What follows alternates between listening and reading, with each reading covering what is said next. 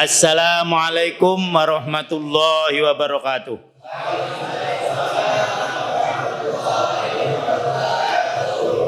Alhamdulillahilladzi amrona biluzumil jamaah wala jama'ata illa bi'imaruh.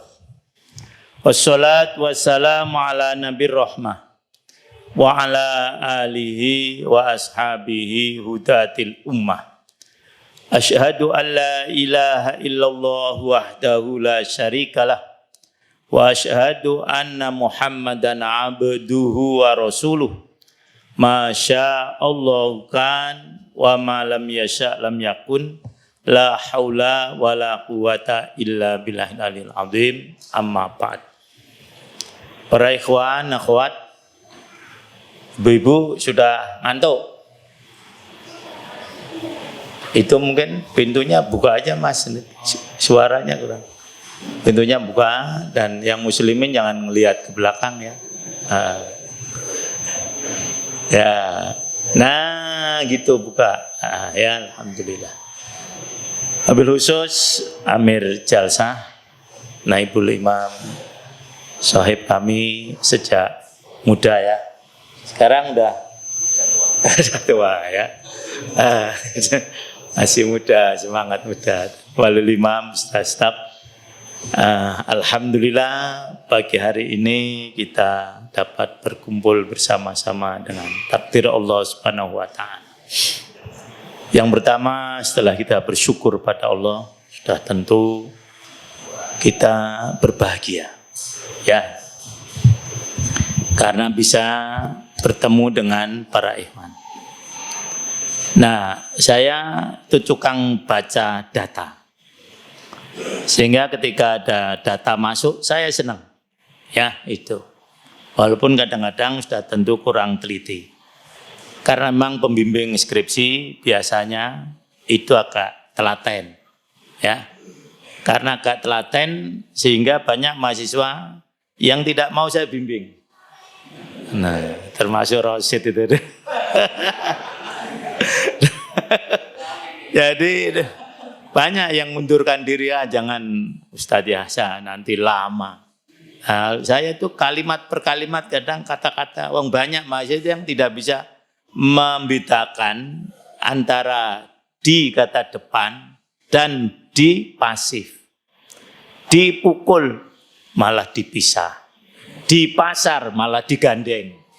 Nah itu kalau saya mesti tak salahkan. Coret ya itu dan seterusnya. Banyak mahasiswa sekarang ini yang tidak bisa menulis Indonesia dengan benar karena sekarang kan modelnya model singkatan karena pakai WA ya itu ini. Nah itu ya. Jadi maka saya senang tadi karena memang tukang baca data ketika wali menyampaikan data ini taklimnya membaca data judulnya ya itu. Nah waktu saya S2, profesor saya yang mengajar mata kuliah filsafat ilmu, itu beda ya dengan ilmu filsafat. Kalau enggak itu rektor, mantan rektor IKIP ya, itu ini. Beliau tanya sama saya, ini yang terkesan sama saya dua. Kenapa Anda mau sekolah lagi? Karena banyak yang sudah tua. Terus dijawab mungkin secara kalau saya jawab boleh enggak kalau memang nanti saya salah. Modalnya apa? Kok kalian berani kuliah lagi? Nah, jadi jawaban macam-macam. Nah, beliau tidak menyalahkan, hanya belum menyampaikan kalau saya jawab nanti saya dianggap salah, mohon dibenarkan. Modalnya satu saja, nekat. Bener nggak? Ternyata nggak ada yang jawab. Satu. Dan setelah itu beliau membagi biasa kan. Ini masih harap memang kalau bisa S2 lah, ya S1 ya. Itu karena akan lebih mendalam ilmu. Membagi tugas biasa kan. Tugas mata kuliah. Teman-teman nggak ada yang berani. Saya ambil pertama. Karena memang yang beliau tawarkan itu adalah metodologi ilmiah menurut Al-Quran. Mungkin teman-teman yang apalagi yang belakang pesantren mungkin seperti saya, itu ini hal yang baru. Nggak ada yang ngambil, Prof saya. Jadi saya pertama maju. Dan memang sebetulnya Islam itu tidak lepas dari metodologi, data. Yang saya jadikan landasan adalah surah Al-Alaq. Surah Al-Alaq itu pertama apa kalimatnya? Iqra. Kita biasa mengartikan membaca, ternyata tidak. Qara'a itu dari kata mengumpulkan satu dengan satu. Bukan membaca begini, bukan. Mengumpulkan, kalau dikatakan mengumpulkan. Lah, orang yang membuat data itu mesti mengumpulkan. Qara'a yaqra'u. Ternyata salah satu artinya adalah riset dan meneliti. Bukan hanya membaca. Dan ini dilakukan oleh para ulama kita. Sehingga muncul dalil namanya istiqra. Jadi kata qara'a. Istiqra itu artinya meneliti. Dan hasilnya para ulama itu spektakuler. Penelitian Imam Syafi'i sampai sekarang belum terbantahkan. Ini di Quran tidak ada, di hadis tidak ada. Ketika beliau ingin menentukan orang mulai balik itu umur berapa? Di Quran tidak ada. Tidak disebutkan bahasanya ketika orang itu mukallaf umur sekian, ayatnya tidak ada. Hadis pun tidak ada. Lah ini kalau tidak ditentukan sangat membahayakan. Maka beliau membuat sampel. Nah ini data semua itu. Ya, itu. Dia kumpulkan beberapa perempuan. Kemudian mungkin saat itu belum disebar angket. Beliau riset, field riset. Tidak library. Karena saat itu memang belum ada. Ada salah satu ciri biasanya. Mahasiswa malas itu lebih milih library riset. Itu mahasiswa malas ya itu. Nah, pengen cepat ya itu. Tapi juga mungkin ya ada yang memang kepingin dia itu ya di latar belakang yang lain. Tapi belum tentu ya. Kalau library riset itu tanda orang malas dan kebahagiaan. Ya itu. Nah, maka dia field riset. Dia tanya satu persatu. Masya Allah. Nah, responden. Ini semuanya bahasa riset tuh. Ya itu. Anak-anak perempuan kumpulkan tanya. Dik, kurang lebih gitu. Kamu head umur berapa? Itu bayangkan. 9 tahun. Tanya lagi. Kalau tadi misalnya tanya Fatimah ya, sekarang Aisyah. Aisyah, kamu head umur berapa? 9 tahun. Tanya lagi. Ummi Kulsum. Ummi Kulsum, kamu head berapa? 9 tahun. Tanya lagi. Tulkiem, tapi enggak ada Tulkiem. Enggak ada, ini ngarang gitu. Ya itu. Wong Jawa. Nah, ya itu. Penerangan tuh maksudnya kan gitu. Nah, tanya lagi. Ya itu. Ruqayyah. Ruqayyah, kamu head umur berapa? 9 tahun. Sudah tentu tidak semua penduduk di kota itu dia tanya. Tidak. Ini namanya sampling. Ini dari mata kuliah. Saya dulu pertama kali dosen. Itu dosen metodologi riset, bayangkan. Nah, ya, anak pesantren pertama kali ngajar metodologi riset. Sehingga ya kadang-kadang ya masih agak inget lah, ya itu ini. Nah, sampel tadi dia tanya. Akhirnya apa? Teori deduksi.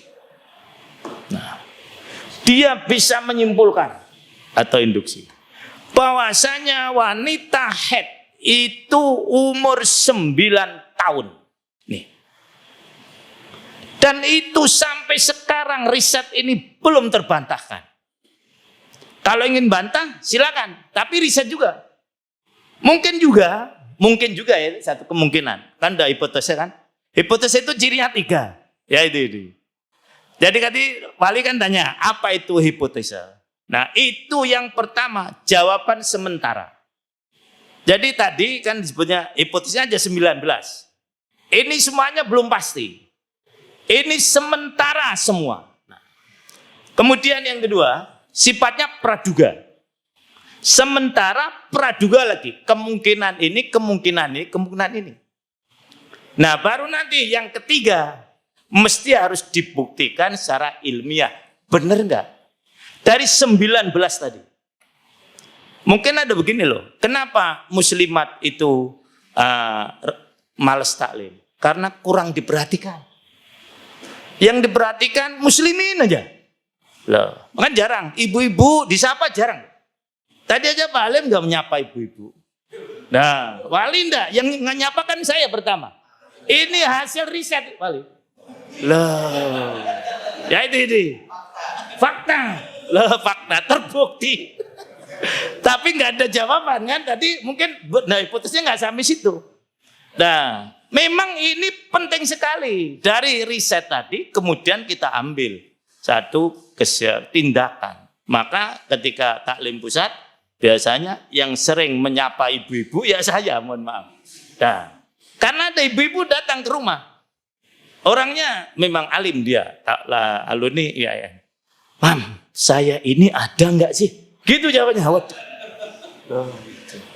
Lo ibu ada kah?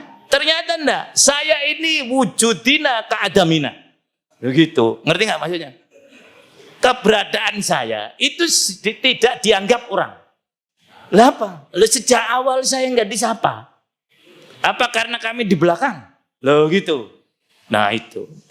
Jadi itu kemungkinan. Nah kemarin waktu taklim wilayah di Jawa Barat, Masya Allah. Ternyata ibu-ibu banyak sekali. Lebih banyak. Nah, maka termasuk taklim muslimat yang pertama di Jawa Tengah. Yang dulu di mana, Ustaz? Di riasanya Pak Thohir. Lamo ya. Itu karena ini, Ustaz. Lah, ibu-ibu kalau taklim kurang diperhatikan oleh asatidnya. Lah, ternyata ketika kita taklim muslimat semangat kan. Nah, kemarin di Jawa Barat terpaksa tak bisa. Itu ini. Jadi muslimat nanti pada duhur. Waktu sebelum duhur begini ini, muslimin muslimat. Pada duhur selesai karena memang ya harus dibagi. Alasan saya biar muslimin cepat makan. Nah, selama muslimin makan, ibu-ibu masuk ke masjid. Nah, alasan aja. Kita santuni khusus. Dan perhatian kepada wanita ini penting sekali. Rasul mengadakan kajian kan khusus. Sampai muncul pertanyaan dari Asma dan sebagainya. Masalah-masalah wanita ini penting sekali untuk dipecahkan. Dan memang pemecahnya bukan wanita, ya Rasulullah sendiri. Sampai ketika beliau menjelaskan soal darah haid itu ada sebagian wanita yang menutup mukanya, aduh kayak gini kok ditanyakan itu loh. Karena kelihatannya memalukan. Darah haid itu warnanya apa? Ini kan perlu, misalnya ibu-ibu nih ya. Darah yang keluar dari ibu itu kan ada 4. Ini harus tahu nih. Pertama darah nifas. Kemudian darah istihadah. Kemudian darah haid. Yang ketiga darah keperawanan. Ini belum tentu yang laki-laki pun tahu. Warna darahnya. Loh, sampai dijelaskan dalam Kitabul Maram kan gitu. Kalau haid warnanya apa, Pak? Ya tahu, ya. Darah haid itu warnanya merah ke hitam-hitaman, betul. Kalau istihadah, ya tahu, udah ngerti. Merah ke kuning-kuningan. Ini taklimnya lama loh nanti nih. Ini belum masuk, ini baru pembukaan. Nah itu. Nah, sampai begini, ada kalau istihadah apa boleh tidak sholat? Karena keluar, kan istihadah itu kapan? Kan begitu. Karena Anda merasa darah masih keluar terus, sehingga dia tidak sholat. Yang lebih parah lagi, ketika ada istihadah, ketika suaminya minta, dia nggak mau. Mas, saya masih keluar darah. Dianggapnya nggak boleh. Kalau istihadah mah biasa, sholat, hubungan suami istri sudah boleh. Loh, ini kan masalah. Nah kemudian, misalnya nifas, berapa hari? 40 hari kan? Kurang bisa nggak? Nah, sampai berapa? Paling singkat berapa hari? Bingung udah berani. Lah tidak sampai 1 hari setetes. Loh itu. Habis itu nggak keluar. Ini risetnya Imam Syafi'i, bayangkan. Ini tadi baru perempuan. Akhirnya disimpulkan bahwasanya wanita itu balik ketika umur berapa? 9 tahun. Belum selesai. Sekarang ganti. Nah respondennya laki-laki. Tanya, Mas, kamu mimpi apa? Mimpi ketemu gajah lah gitu kurang lebih. Saya mimpi bersetubuh maksudnya ya. Umur berapa? Jawabannya 15 tahun. Loh, pindah lagi. Ini enggak Pak Mantong gitu. Nah, enggak jam malu kata kalian, enggak malu kan? Loh. Saya tanya Ustaz Tahir 15 tahun. Lah, terus mohon maaf, ya Pak Murni. Belum kenal ya. Pak Murni, pinten tahun jenengan balik kan gitu. Rasanya mesti 15 tahun. Pindah kemari. Ustaz Alim, berapa? 15 tahun. Nah, terus tanya saya. 15 tahun. Ini istiqra. Ini riset. Cari di Quran, enggak ada. Batas umur orang balik Quran enggak ada. Nah, sehingga disimpulkan oleh Imam Syafi'i, orang mukallaf atau orang balik itu kalau laki-laki umur berapa tadi? 15 tahun. Inilah para hewan semuanya. Pentingnya data. Lah, maka alhamdulillah wali mengingatkan kita, ya. Nah, ternyata ditemukan riasah-riasah yang baru, tingkat kehadiran taklim signifikan, cukup tinggi. Nanti bisa dihubungkan, ini berarti kalau baru itu hewan semangat. Tapi makin lama belum kan gitu. Nah, hipotesa itu belum dipastikan kan? Semacam itu. Nah, ini para hewan semua. Jadi itulah pentingnya ya tadi by data. Sekarang kan begitu, by data mesti. Ya, ini. Nah, para hewan semuanya betul. Misalnya yang bagus diapresiasi. Ini materialis, tidak menghargai orang. Loh, ya itu. Jangan sampai nanti ada protes seperti mohon maaf di pegawai negeri. Ya pokoknya ya yang rajin dengan yang tidak rajin sama nggak wali menghargainya, sama kan? Waktunya naik pangkat ya naik pangkat, kan gitu. Kalau swasta lebih biasanya ya itu lebih agak terperhatikan. Nah, jadi ini seperti tadi Ustadz Alim, nggak apa-apa. Fastabiqul khairat. Hanya memang niat kita taklim bukan karena itu. Entoh nanti dapat hadiah, alhamdulillah. Tidak dapat, marah. Ya nggak boleh. Ya, waktu Abi Hurairah sholat duha, bagus sekali. Ada orang lewat, ngelihat. Ini kalau ngelihat, sholatnya bagus sekali. Di dalam hatinya ada rasa kebanggaan. Saya dipuji orang. Ya gitu. Maka beliau lapor pada Rasulullah. Rasulullah, apa perasaan saya tadi menghilangkan pahala saya? Tidak. Itu kamu dapat pahala 2. 1 pahala keikhlasan kamu. Yang kedua, pahala dipuji baik oleh manusia. Loh. Jadi kalau para hewan yang paling rajin itu dapat hadiah, ya 2 pahalanya. Di akhirat jelas dapat. Yang kedua, umroh. Loh, apa enggak senang? Misalnya kan itu. Suami istri lagi udah ibadah. ya inilah para hewan semuanya. Nah, jadi begitu kemudian para hewan semuanya. Ini membaca data ya tadi gitu. Yang terakhir nih, soal gembira. Tujuan agama diturunkan itu untuk membuat gembira. Nah, taklim sedih, sudah di rumah diomeli istrinya, sampai sini diomeli ustadznya, yontek lah. Akhirnya besok nggak taklim. Nah, jadi agama ini diturunkan untuk menggembirakan orang. Kalau nggak percaya ini mulai ini masih mukadimah. Coba buka surah Yunus, surah yang ke-10. Nah, ini mulai taklim. Surah Yunus ya, ayat 58. Ya, coba buka semuanya ibu-ibu. Surah Yunus. Ya itu. Ini yang saya katakan. Ini yang sering hilang dari kita. Agama itu datang untuk menggembirakan orang.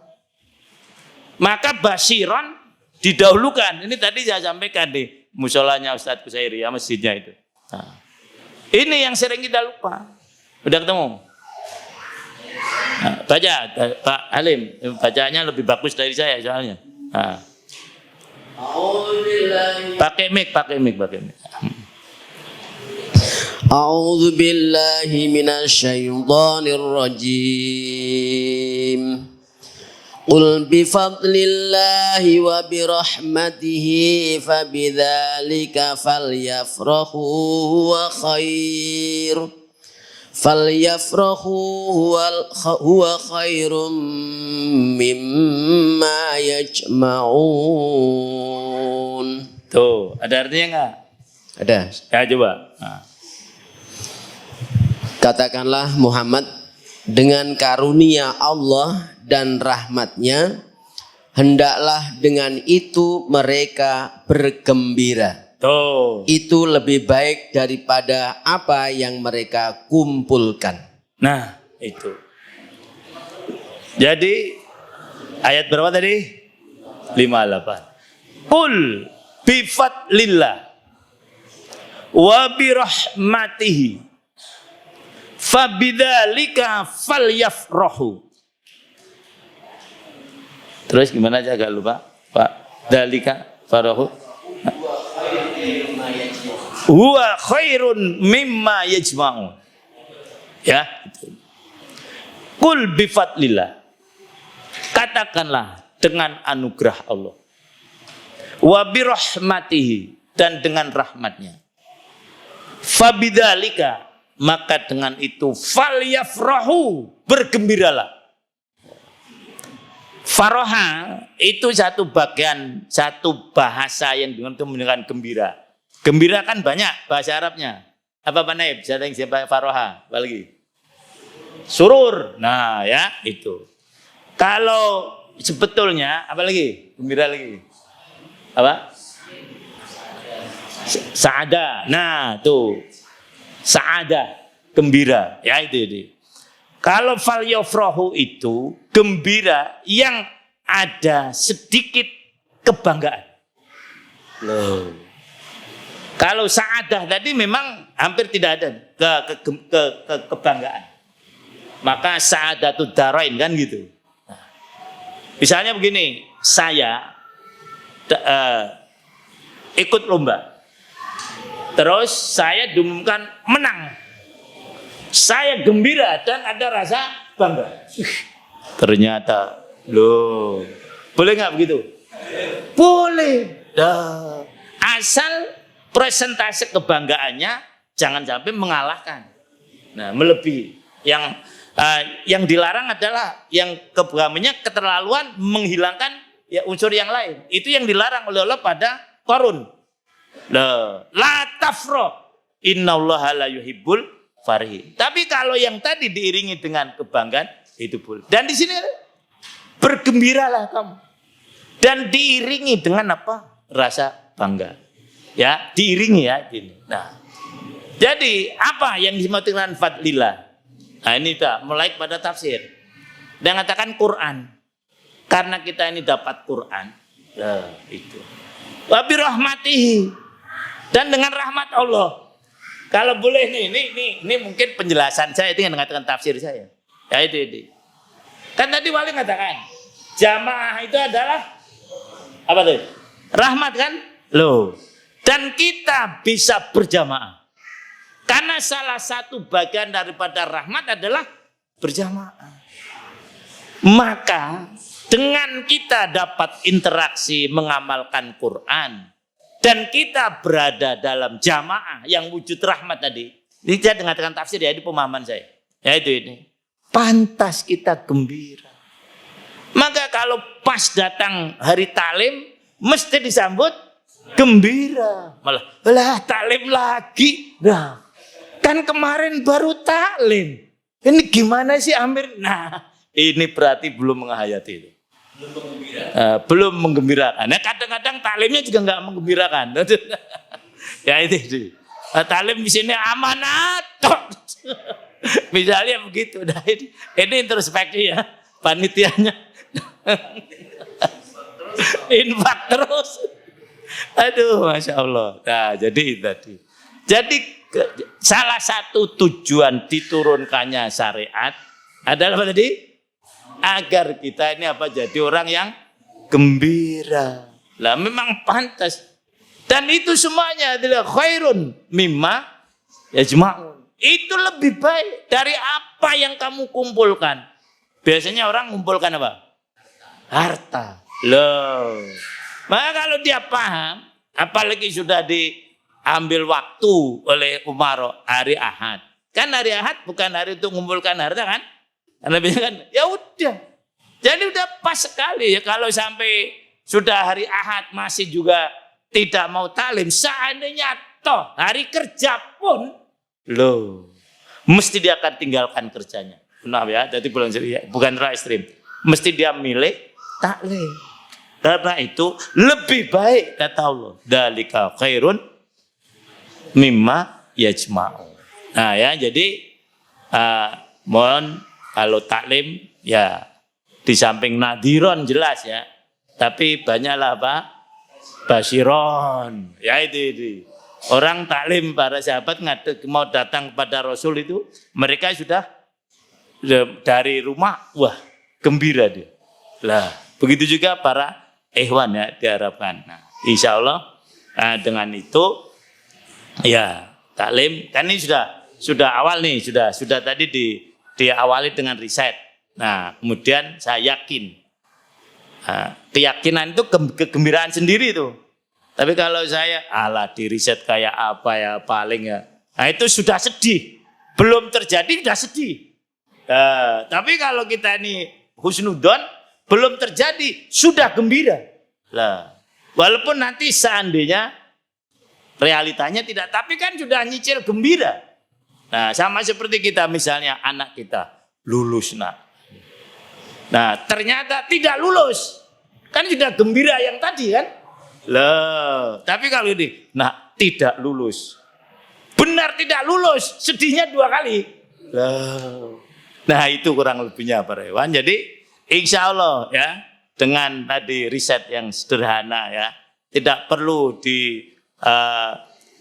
disampaikan di hadapan para profesor doktor ya. Tapi kita sudah ada, insya Allah ya, itu sudah terlihat keinginan kita untuk berbuat baik. Tadi istiqra ya, riset ya, kata Quran qara itu sebetulnya tidak hanya membaca tapi merisetlah. Nah, tulisan saya ini kemudian banyak dimuat di beberapa mass media, hanya aslinya hilang, biasa itu ya, buku-buku saya kadang-kadang gitu ya. Nah, jadi kalau nggak keliru itu judulnya riset berbasis Quran.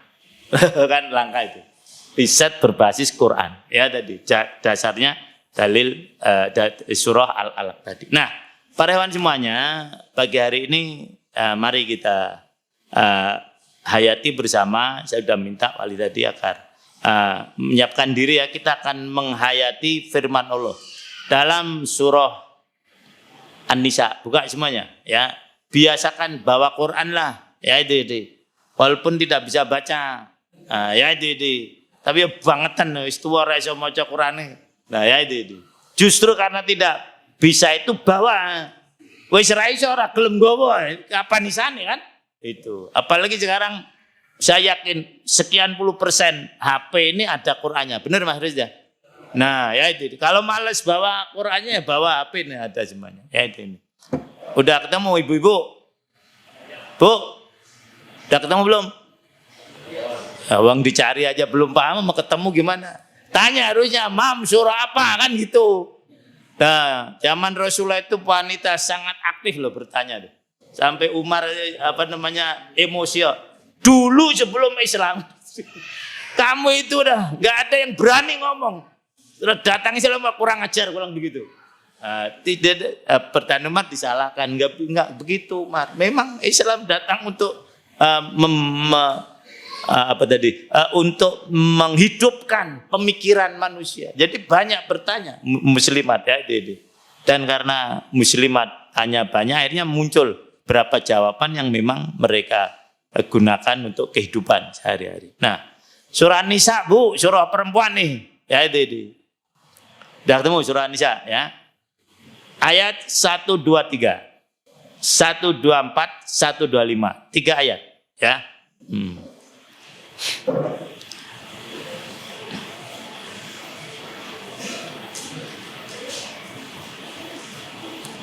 Nah, ya itu. Anak Sufa atau siapa yang bisa nuntun baca? Mudir.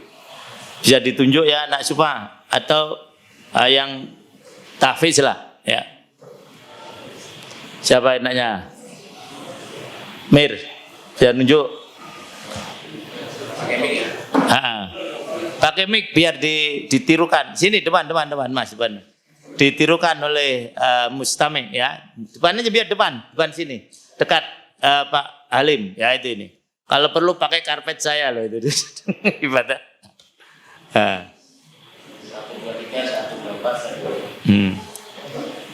123 karena pernah itu saya nyuruh baca 1, 2, 3 ayat 1, 2 dan 3. Ayat halaman 2. 66. Loh, Mas, bukan itulah kan tadi kan Imam bilang 1, 2, 3.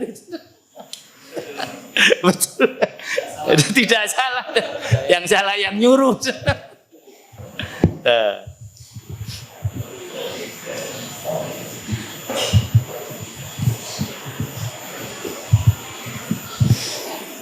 A'udzu billahi minasy syaithanir rajim. A'udzu billahi minasy syaithanir rajim. Bismillahirrahmanirrahim. Bismillahirrahmanirrahim. Laisa bi amaniyikum wala amani ahlil kitab. Laisa bi amaniyikum wala amani ahlil kitab. Man ya'mal su'an yujza bihi wala yajid lahu Man ya'mal su'an yujza bihi wala yajid lahu ولا يجد له من دون الله وليا ولا نصيرا ولا يجد له من دون الله وليا ولا نصيرا ومن يعمل من الصالحات من ذكر أو أنثى ومن يعمل من الصالحات من ذكر أو أنثى من ذكر أو أنثى وهو مؤمن فأولئك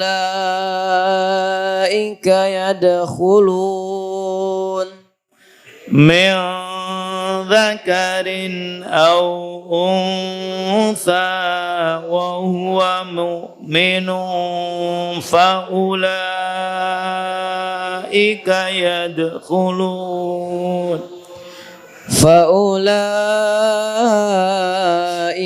يدخلون الجنة ولا يظلمون نقيرا فأولئك yadkhulunal jannata wa la yuzlamuna naqira. وَمَنْ أَحْسَنُ دِينًا مِّمَّنْ أَسْلَمَ وَجْهَهُ لِلَّهِ وَهُوَ مُحْسِنٌ وَمَنْ أَحْسَنُ دِينًا مِّمَّنْ أَسْلَمَ وَجْهَهُ لِلَّهِ وَهُوَ محسن واتبع ملة إبراهيم حنيفا وهو محسن واتبع ملة إبراهيم حنيفا واتخذ الله إبراهيم خليلا واتخذ الله إبراهيم خليلا. Ahsantum. Ya, cukup. Ya, alhamdulillah. Nah, jadi inilah yang akan kita coba tadaburi pada ta'lim atau ta'alum. Ini apa ini? Dan jangan terganggu dengan anak-anak. Ya. Biarkan mereka bermain, berlari, mau teriak siapapun juga. Karena itu dunianya. Kecuali kalau yang teriak-teriak Ustadz Abdul Halim, nah itu nggak boleh. Ya. Nah itu resiko kita bawa anak. Dan memang saya lebih senang ya. Jadi ada beberapa ibu yang punya anak dibawa kuliah. Saya senang. Ini nanti cepat selesai nih. Wong TK aja sudah kuliah, apalagi cepat pintar ya. Jangan terganggu. Kecuali kalau sholat ya. Jangan kalau taklim bawa aja. Cucu semua bawa. Tinggal pintar-pintar ustadznya aja. Bagaimana tidak terganggu anak-anak yang lari-lari tadi. Itu dunianya. Dalam ilmu psikologi perkembangan itu namanya tugas perkembangan istilahnya. Jadi setiap umur itu ada tugasnya. Begitu lahir dari perut ibu, tugasnya apa? Nangis. Nggak ada yang ketawa, nggak ada. Lah itu ada nggak? Jangan Pak Manto dulu ketawa.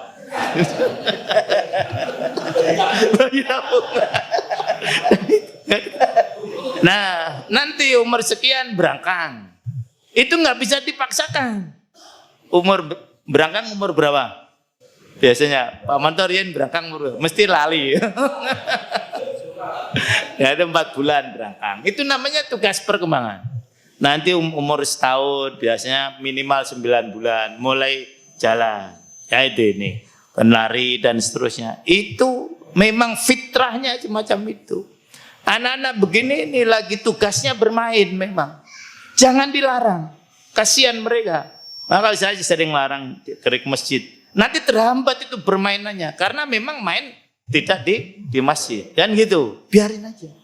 Nah, nanti umur 7 tahun mulai. Tugasnya apa? Sekolah. Ya.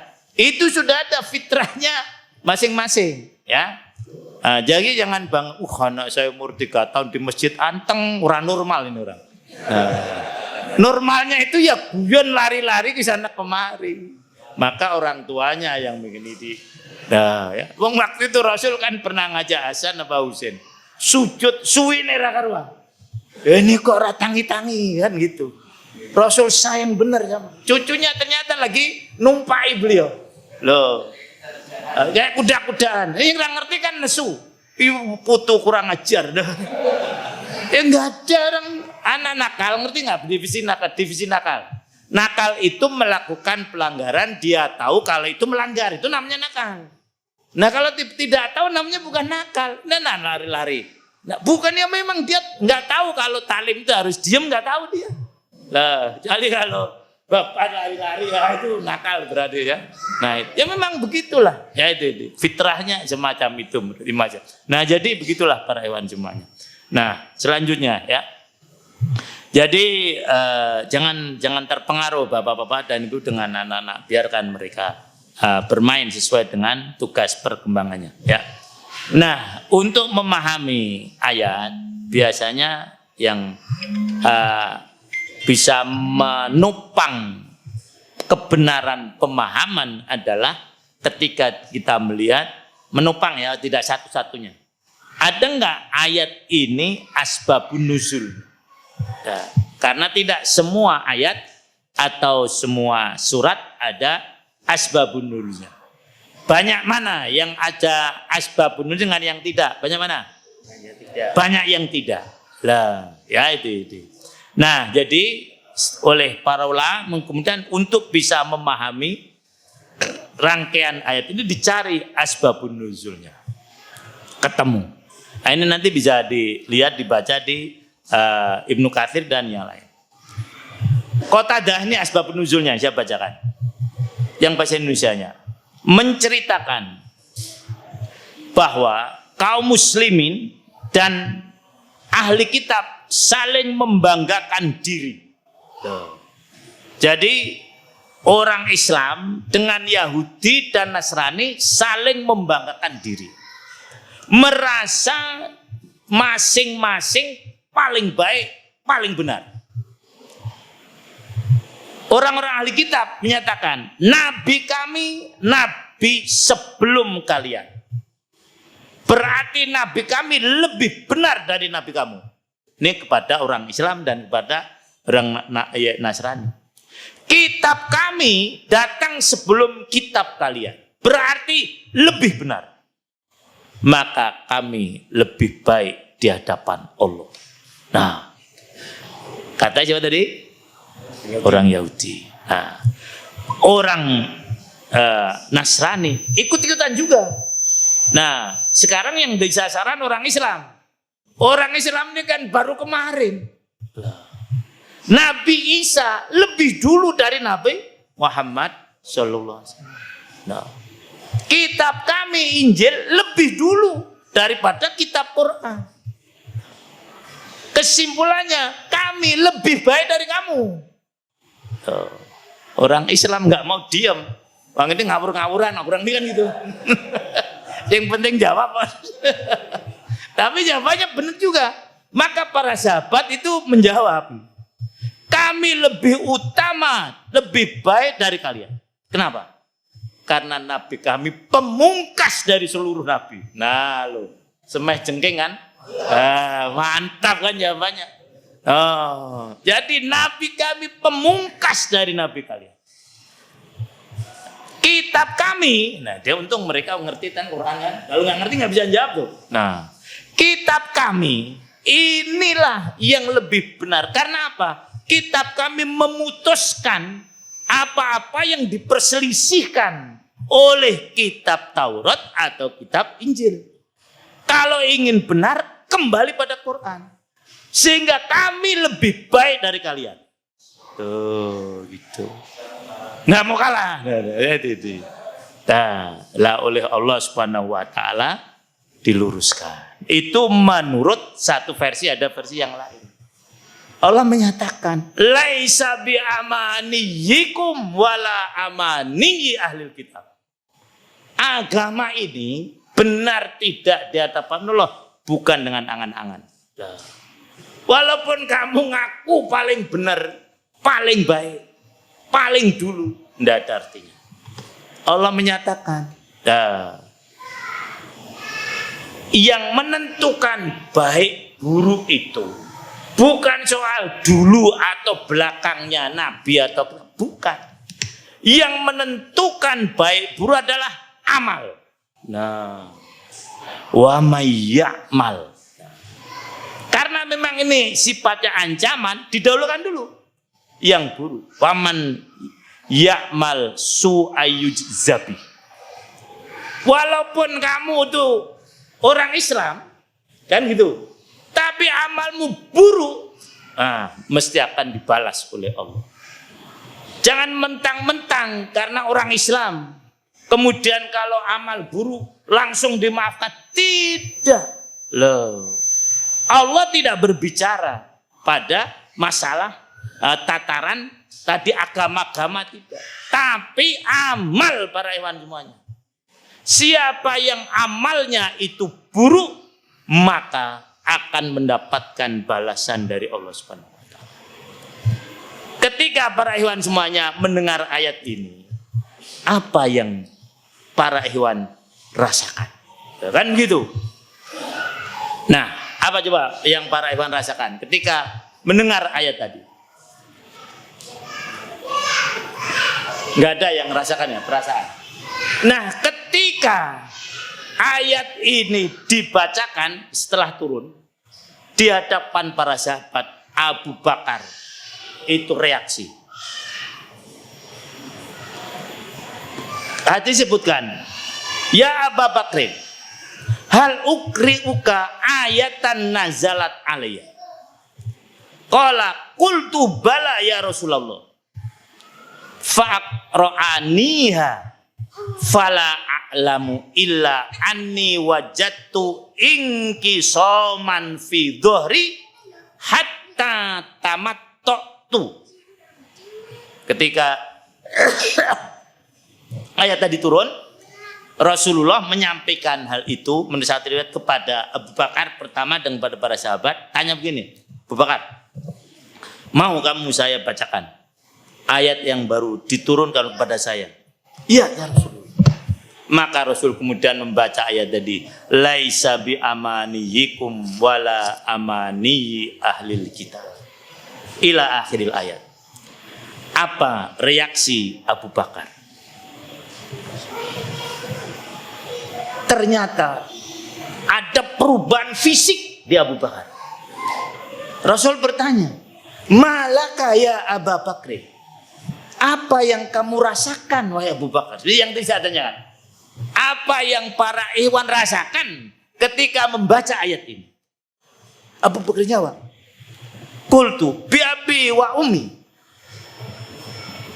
Ya Rasulullah, wajadtu inqisaman fi dhuhri hatta tamattu'an. Ketika engkau membacakan ayat tadi, seluruh tubuh saya terasa pegal. Bahkan untuk menggeliat, untuk meluruskan saja berat. Itu yang dirasakan oleh Abu Bakar. Ada yang menerjemahkan dengan rematik. Jadi rematik saya kambuh ketika mendengar ayat ini. Nah, kalau para hewan kan biasa aja kan. Nah, itu. Karena Abu Bakar menghayati betul ayat ini. Kemudian Rasul tanya, kok bisa begitu? Wa malaka ya Abu Bakr? Kenapa tubuhmu sampai pegel-pegel? Kenapa? Abu Bakar jawab, fi abi anta wa ummi ya Rasulullah, wa ayyuna lam ya'mal su wa inna lamujziuna bikulli su'in amilna. Ya Rasulullah, coba di mana di antara kita yang tidak pernah melakukan perbuatan yang buruk? Nah, tadi ayat tadi mengancam kami. Siapa yang melakukan amal yang buruk, maka akan dibalas oleh Allah Subhanahu wa taala. Itu yang saya takutkan ya Rasulullah. Karena tidak ada orang yang hidup ini yang tidak pernah melakukan perbuatan yang buruk. Coba sekarang introspeksi diri sendiri.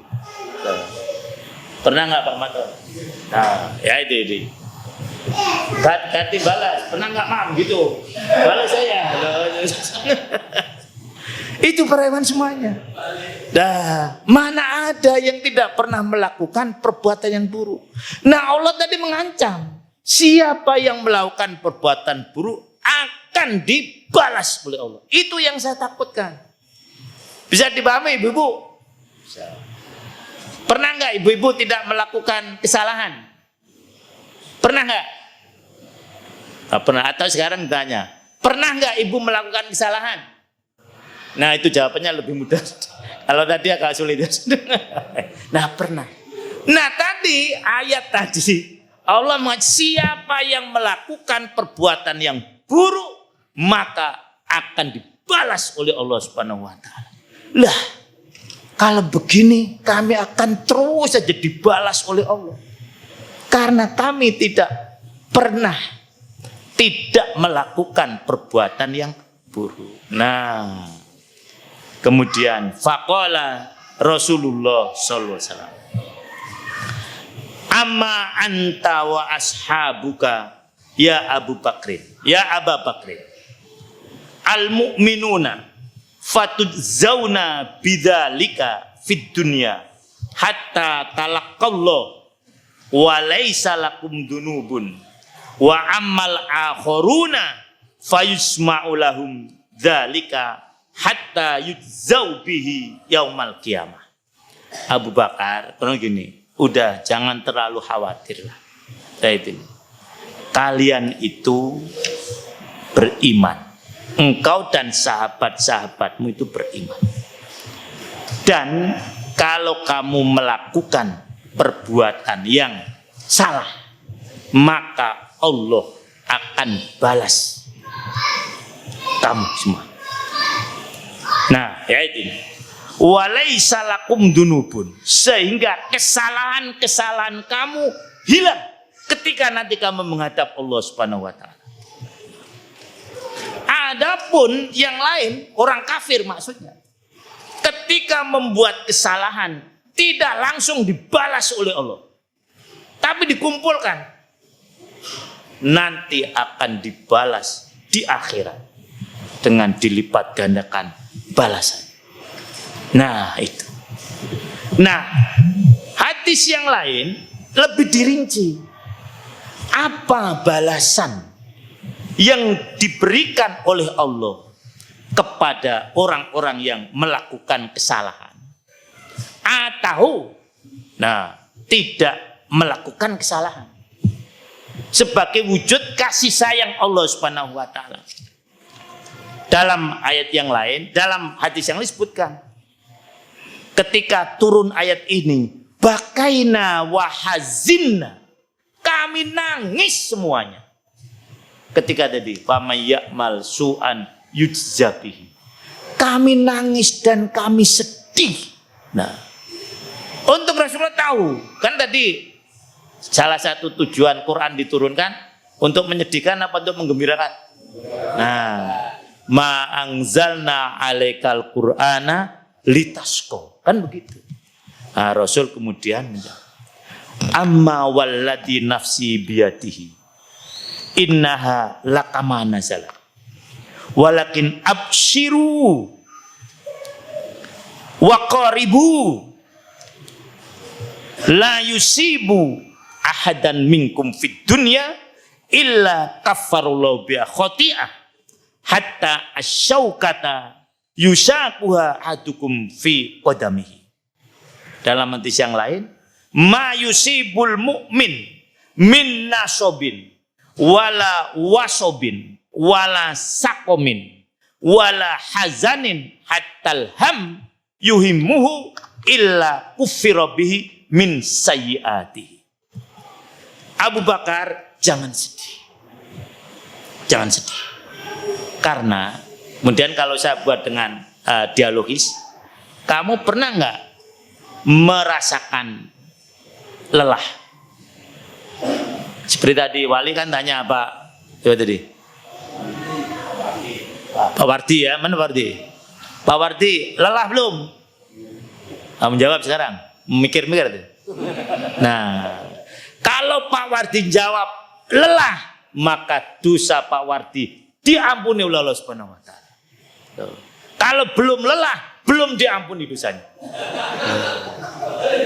Ini menurut ayat ini, menurut hadis ini. Ama yusibul mu'min min nasobin. Lah, apa yang dirasakan oleh orang mukmin? Kelelahan, kepayahan, kemudian penyakit, kemudian kesedihan, kemudian kesusahan yang dialaminya, melainkan Allah menghapuskan dosa-dosanya. Jadi bukan berarti kalau kita sedih karena salah, bukan begitu. Ya itu. Tetapi kesedihan itu, kalau di sini kan ada 4 yang akan menghilangkan dosa-dosa yang su'an yujabi tadi. Pertama adalah nasob. Nasob itu kelelahan. Maka faida farugta fansob. Ini perlu dihayati.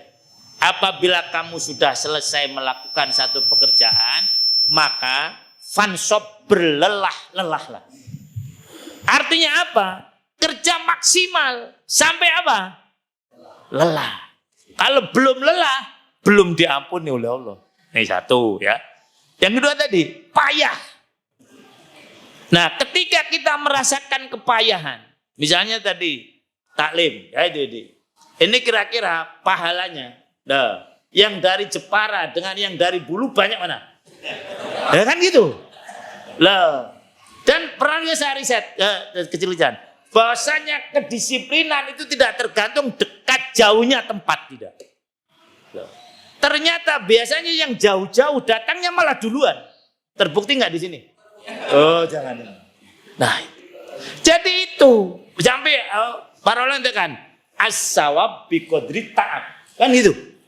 Jadi pahala tergantung daripada kepayahan. Nah, jadi tadi wasobin payahan. Wala sakomin juga sakit. Sakit itu juga akan menghapuskan su'an tadi. Jadi kalau kita melakukan satu kesalahan dengan sudah kita kemudian kita sakit dengan latar belakang apapun juga, sakit tadi akan bisa menghilangkan kesalahan kita. Wala hazanin, dan juga kesedihan.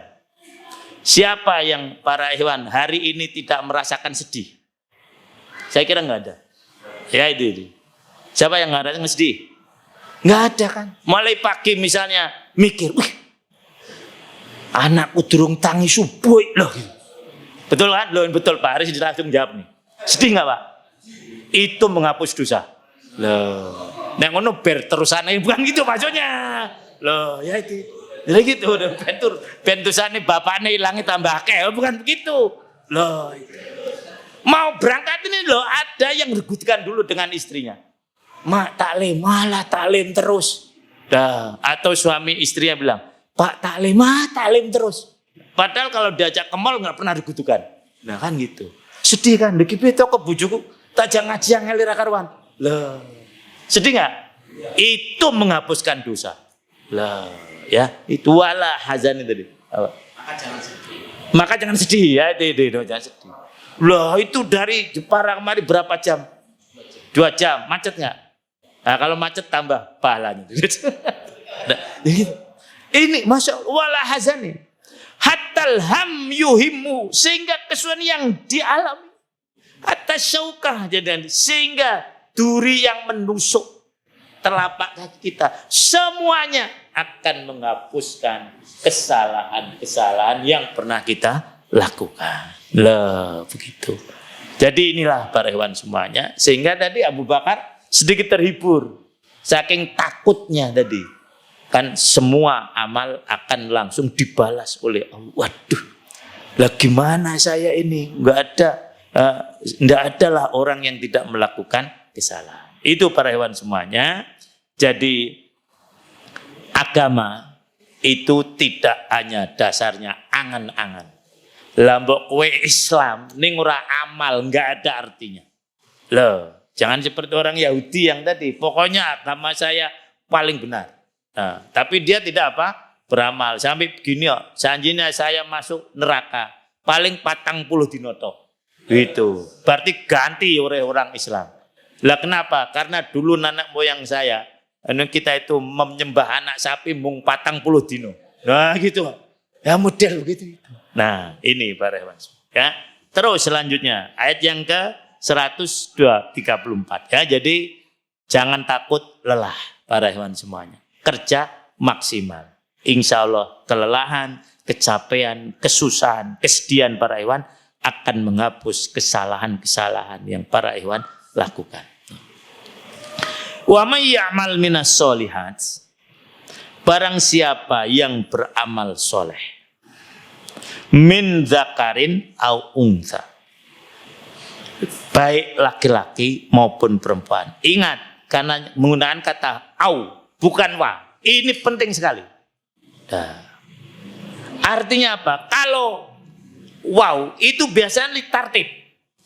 Jadi misalnya dakhala al masjid, nah imam, wa walul imam, wa naibul imam. Biasanya begitu. Ya itu. Tapi kalau au biasanya bareng. Ini pilihan, takhir. Nah, dari sini Islam menggambarkan kalau mau ambil disertasi, bias gender enggak ada dalam Quran.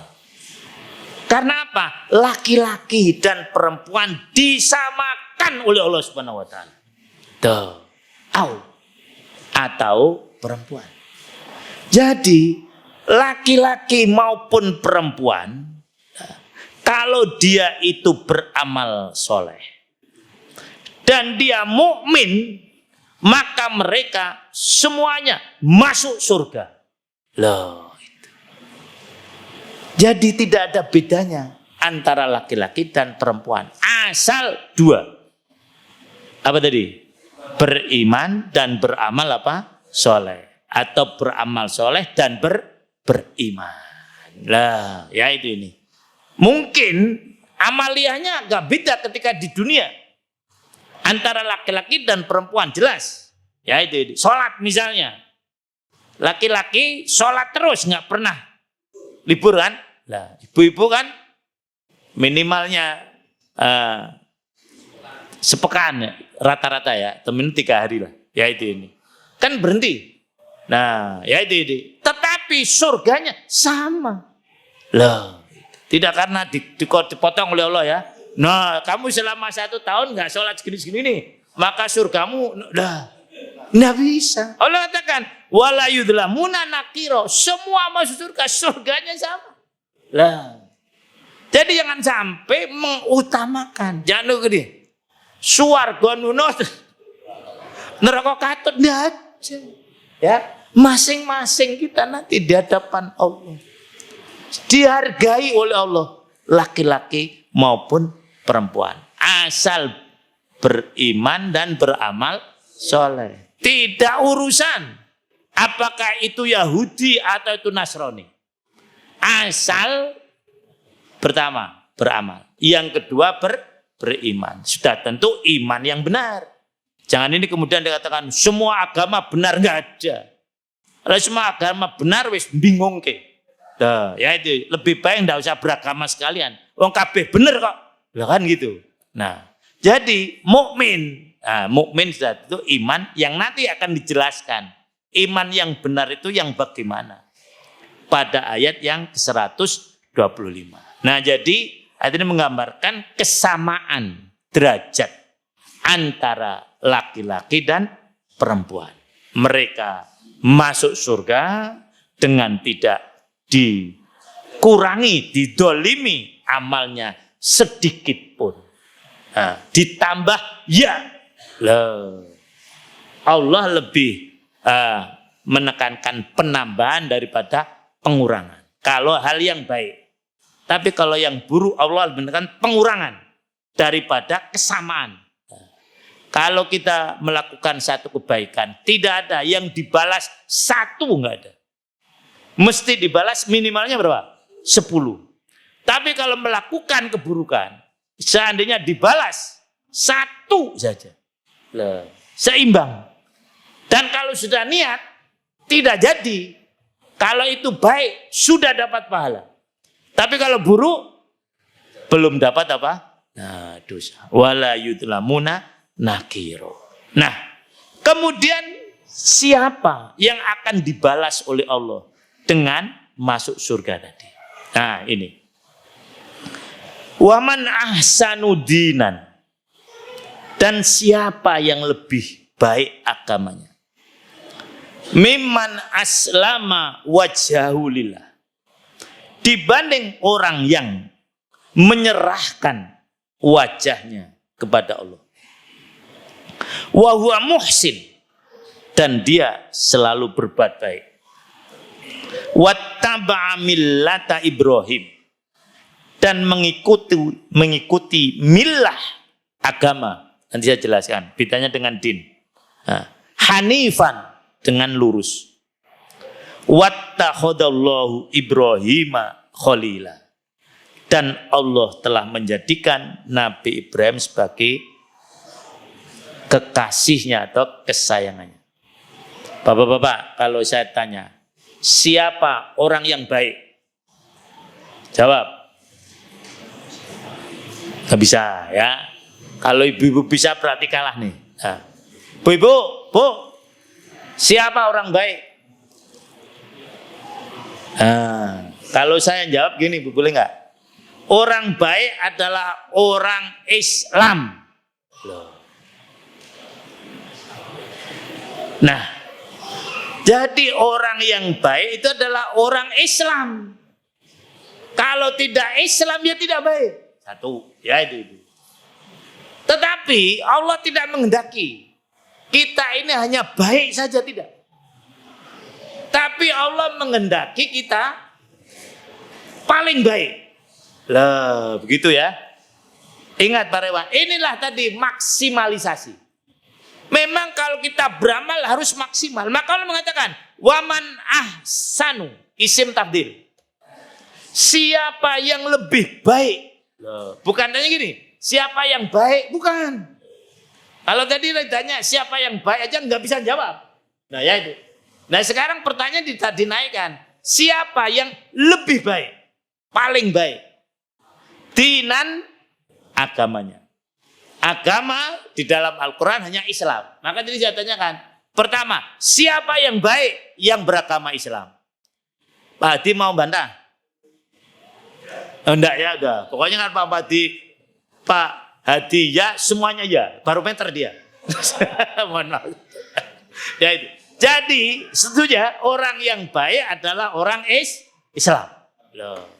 Jadi Ibu kalau mencari menantu kan barometer pertama kan agama. Fazbar bidzatid. Soal kekayaan, kegantengan, keturunan nanti. Nah ini. Jadi orang yang baik adalah orang yang beragama Islam. Nah sekarang siapa orang Islam yang terbaik? Begitu.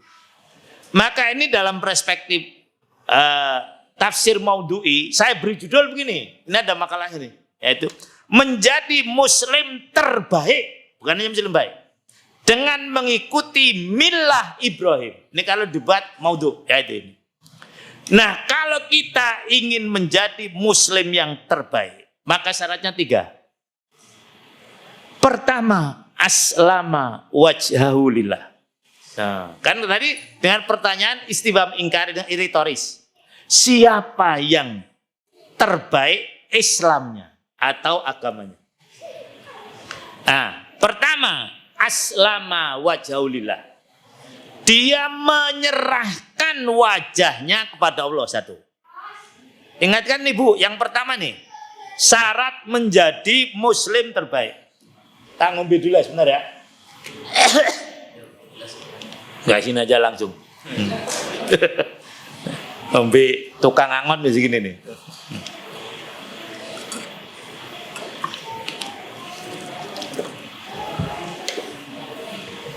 Yang kedua, muslim terbaik adalah yang dia muhsin, yang dia selalu berbuat baik. Nanti saya jelaskan. Lihatin. Yang ketiga, ittaba'a millata Ibrahim. Mengikuti millah Ibrahim. Kenapa tidak sebut din? Ya.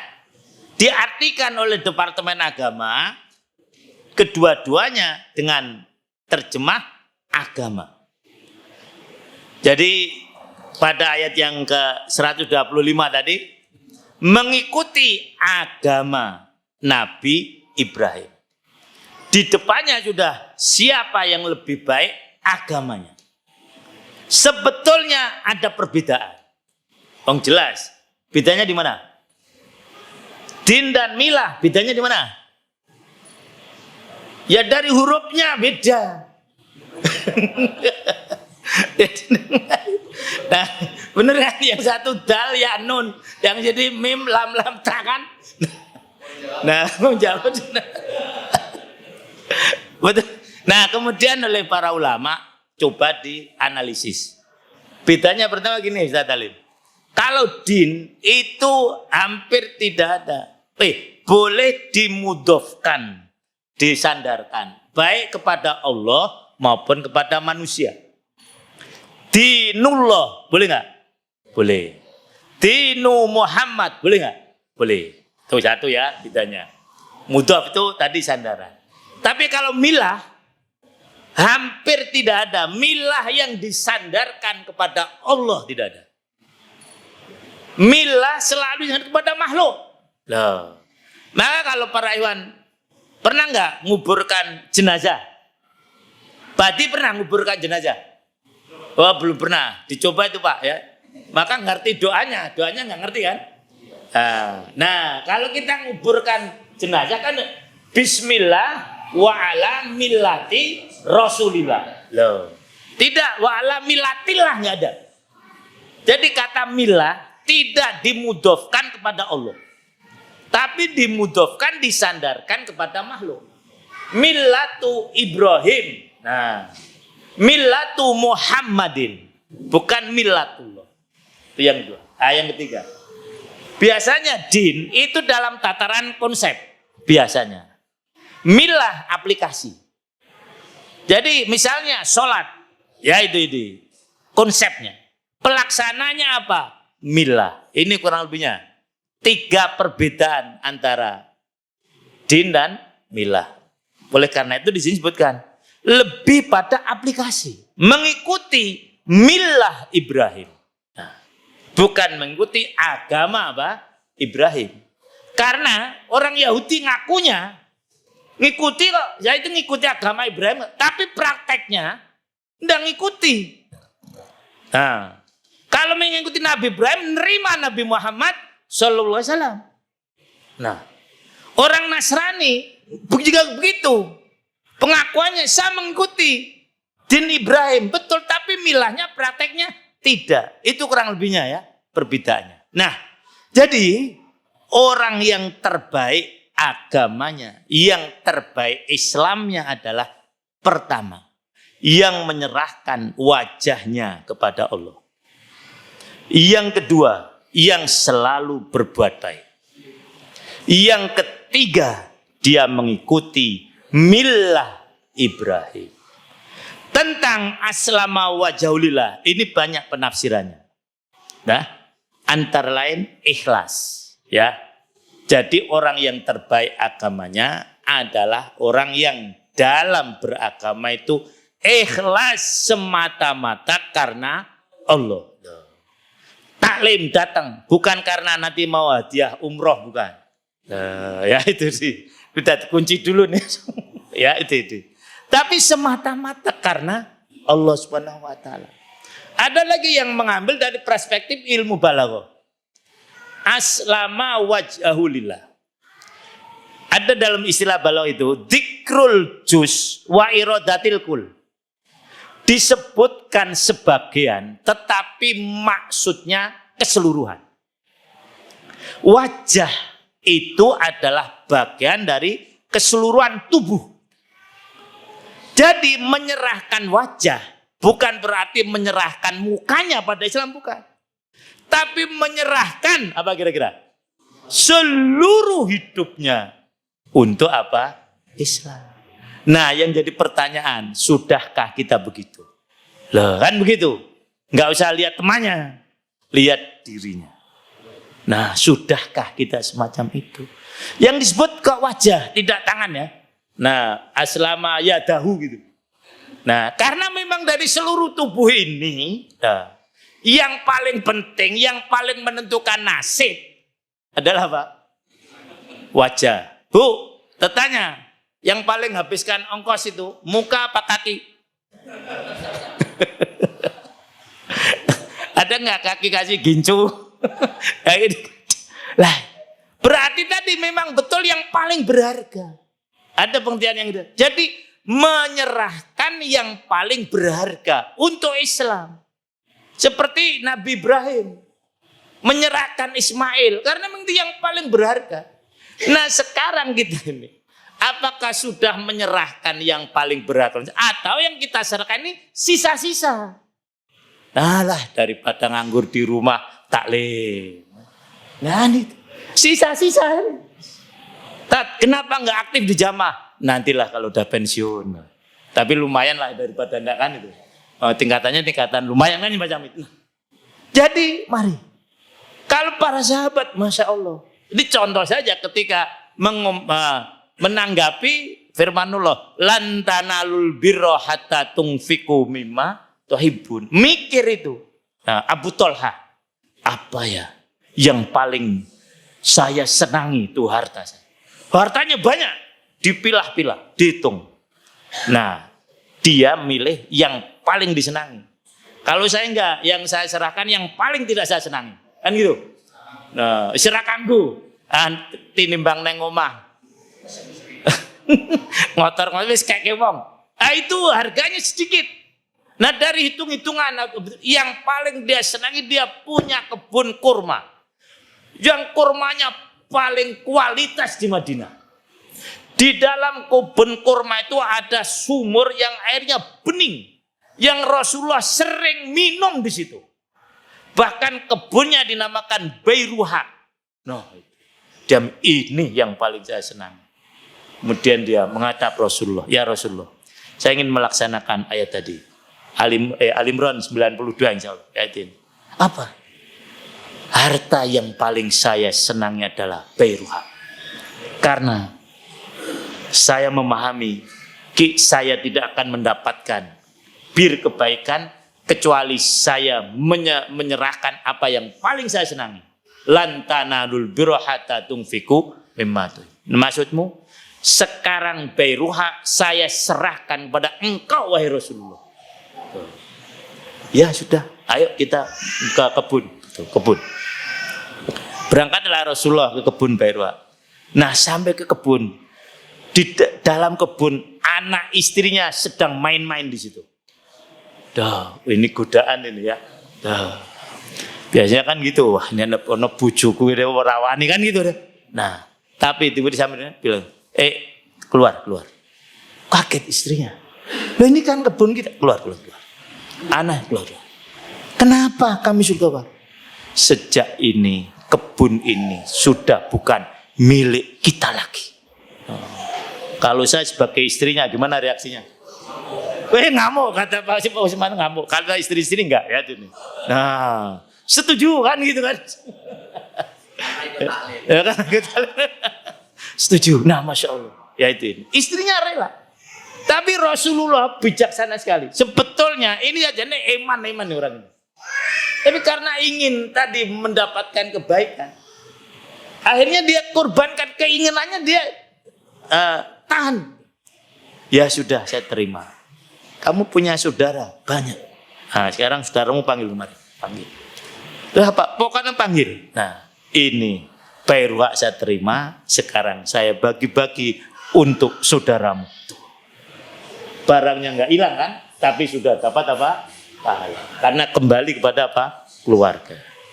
Reaksi lain lagi dari putra angkat Rasulullah. Siapa namanya? Zaid bin Harisah. Dia mikir, wah apa ini yang paling saya cintai? Mikir gitu. Kudanya Zaid itu kuda terbaik di Madinah. Semuanya orang tahu. Semua orang kepingin memiliki itu. Sampai disebut Zaid al-Khail, saking baiknya kudanya. Dia mikir, ini yang paling saya cintai, harta saya. Datang dia, nuntun kudanya, dan tidak dinaiki. Ya kenapa dinaiki? Enggak. Sudah saya niatkan ini bukan milik saya. Lah terus, karena saya tadi teringat dengan firmanullah, lan tanalul birra hatta tunfiqu mimma tuhibbu. Ini harta yang paling saya cintai, saya serahkan. Sama seperti reaksi Rasul kepada Abu Thalha. Ini jajane wong iki jajane dan iman-iman banget gitu. Dah, ya itu. Sampai segitunya. Udah. Tak terima. Nah, panggil anakmu.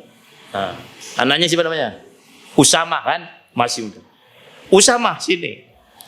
Nah, Sama, kamu mau saya kasih kuda? Maulah Rasulullah. Oh, itu. Dah, mau dah. Nih, lah ini mah punya bapak saya. Dah, kan gitu. Itu bijaksananya Rasulullah. Nah, ini sudah diserahkan untuk kami. Sekarang saya serahkan untuk kamu. Kuda dapat pahala, tapi kudanya tidak hilang. Besok kira-kira boleh nyileh nggak? Nah, itulah. Tidak direkayasa. No, jangan nanti kalau kamu datang ke imam ya, biar dikasih enggak begitu. Nah, inilah aslama wajahu lillah. Menyerahkan yang paling dicintai untuk Allah dan mesti akan mendapatkan ganti yang lebih baik. Yang dua, muhsin. Ahsana yuhsinu. Bukan hasuna yahsunu. Ketika kita belajar tasrif kan gitu. Hasuna yahsunu. Ya itu. Isim fa'ilnya nggak ada. Adanya isam musabihat. Aja hasanun. Bukan muhsin. Kalau hasuna. Tapi kalau hasan ini muhsin. Artinya apa? Kebaikannya selalu bertambah. Tidak kebaikannya berkurang. Bukan. Jadi orang yang Islamnya yang terbaik adalah sampai jam piro ini. Lah ini amirnya diem aja. Lah, imam diingatkan, mam habis waktunya gitu. Orang wanita.